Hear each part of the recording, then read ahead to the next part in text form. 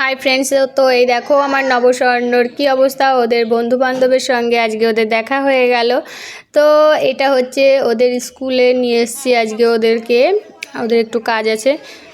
তো বন্ধুরা, এখন আমরা চলে যাচ্ছি আমার নবস্বর্ণর স্কুলে, কারণ স্কুলে আজকে একটু যেতে বলেছে, দিদিমণি বলেছে যে স্কুলে 11টার দিকে আসবে। তো আমরা স্কুলে আসছি, আমাদের বাড়ির কাছেই একদম স্কুল। তো দেখতে পেলে যে এক্ষুনি চলে আসলাম, মানে কয়েক সেকেন্ড লাগলো আসতে, একদম ঘরের পেছনে আমাদের স্কুল। তো চলে এসেছি, দেখো রাজা ঢুকে যাচ্ছে কিন্তু সরাসরি স্কুলে, মানে ঘরের ভেতরে ঢুকে যাচ্ছে ও। তো দেখো আরও লোকজন কিন্তু আমি আসার আগেই চলে এসছে। তো ভিড়, প্রচণ্ড ভিড় দেখা যাচ্ছে। এত ভিড়ে কতক্ষণ দাঁড়িয়ে থাকতে পারবো কি জানি না, কারণ দুপুরবেলা তো আরও একটু কাজ আছে, সেটা সেরে আসিনি।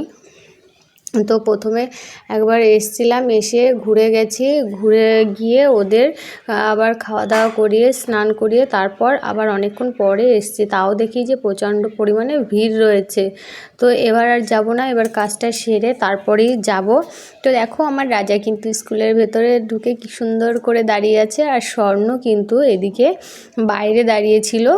আর আরও মানুষ আছে, মায়েরা সব, এগুলো মানে এটা শুধু বাচ্চাদের, তো আরও বাচ্চারা আছে, তো মাগুলো আছে, বাচ্চাগুলো আছে। প্রচণ্ড গরম বন্ধুরা, স্কুলে একটা ফ্যান নেই, এটাই সমস্যা। গরমের মধ্যে বাচ্চাদের কিন্তু খুবই কষ্ট হয়। আমরা ফ্যানের তলে বসেই কিন্তু ঘেমে চেমে অস্থির হয়ে যাচ্ছি সবাই। আর এই স্কুলটায় কিন্তু ফ্যান নেই, ফ্যানের কোনো ব্যবস্থা নেই এখানে। তো যাই হোক, দেখো আমার স্বর্ণ কিন্তু বাইরে দাঁড়িয়ে আছে, ওর হাতে হলুদ একটা দেখতে পাচ্ছ, ওইটা হচ্ছে জামা। ও ওইটা পরতে চেয়েছে, আমি ওকে পরাইনি, বলেছি গরমেতে অত মোটা জামা পরতে হবে না, ওকে আমি গেঞ্জিটা পরিয়ে দিয়েছি। তো কী করছে, ওটা পরবে বলে ও সাথে করে নিয়ে চলে এসছে, ওর বাড়িতে রেখে আসিনি ওকে। বাড়িতে বলেছি যে রেখে দাও, বাড়িতে এসে পরে পরিয়ে দেবো, হয়নি, ও নিয়ে চলে এসছে। তো দেখো ওদের বন্ধু বান্ধবের সঙ্গে কিন্তু একটু খেলাধুলা করছে আমার স্বর্ণ। এদিকে রাজা ওর জুতোটা মানে বাইরে ছিল, বাইরে থেকে ঘরের মধ্যে এনে রেখেছে। তো দেখো এটাও একটা স্বর্ণর মতো পুচকু, মানে অনেক বাচ্চাই এসছে এখানে, আবার অনেক বাচ্চা চলে গেছে। যারা একটু বড় তারা তো চলে গেছে, যারা ছোট তারা মায়েদের সঙ্গেই রয়ে গেছে। তো দিদিমণি এখানে কাজ করছিল, আর ওই দেখো আমার নবস্বর্ণ ওদিক দিয়ে উকি ঝুঁকি মারছিল।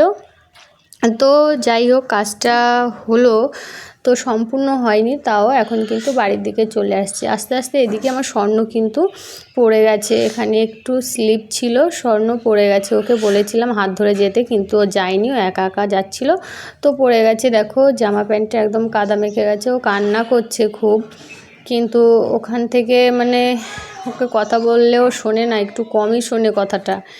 তো সেই জন্য পড়ে গেছে, কাঁদতে কাঁদতে বাড়ি আসছে। বাড়ি আসছে ও কাঁদতে কাঁদতে। দেখো বন্ধুরা, চলে এসেছি আমরা বাড়িতে। তো বাড়ি গিয়ে খুলে দেবো ওর ওইটা জামা প্যান্ট সব পাল্টে দেবো।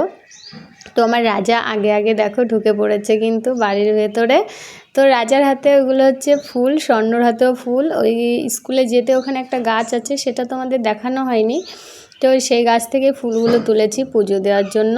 তো রাজাও হাতে নিয়েছে অনেকগুলো ফুল, কত সুন্দর লাগছে দেখো। এদিকে আমার স্বর্ণর হাতেও কিন্তু আছে ফুলগুলো। তো আমার রাজা সরাসরি ঢুকে যাচ্ছে ঘরে ফুলগুলো রাখতে, কিন্তু জুতোটা খুলে উঠতে হয়, সেটাও কিন্তু ওইটুকু মানুষ খুব ভালো করেই জানে। তো জুতোটা সিঁড়ির নিচে দেখো খুলে ঘরে চলে যাচ্ছে, আর স্বর্ণ তো পড়ে গেছে, সেই জন্য ওর আর অত ভালো লাগছে না, ও কান্না করছে, ফুলগুলো ওখানেই রেখে দিয়েছে।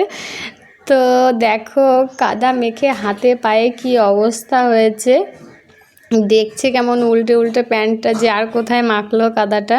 তো আমার রাজা কিন্তু ফুলের সাজি মানে ওপরে ছিল, বাক্সর ওপরে ছিল, সেখান থেকে ফুলগুলো ওর হাতেরগুলো রেখে বাদ বাকি মানে ঝুড়িতে যা ছিল সেগুলো কিন্তু সব নিয়ে চলে এসছে। ওর বোনেরটাও ও কিন্তু ঝুড়িতে রেখে দিয়েছে, কত সুন্দর করে দেখো।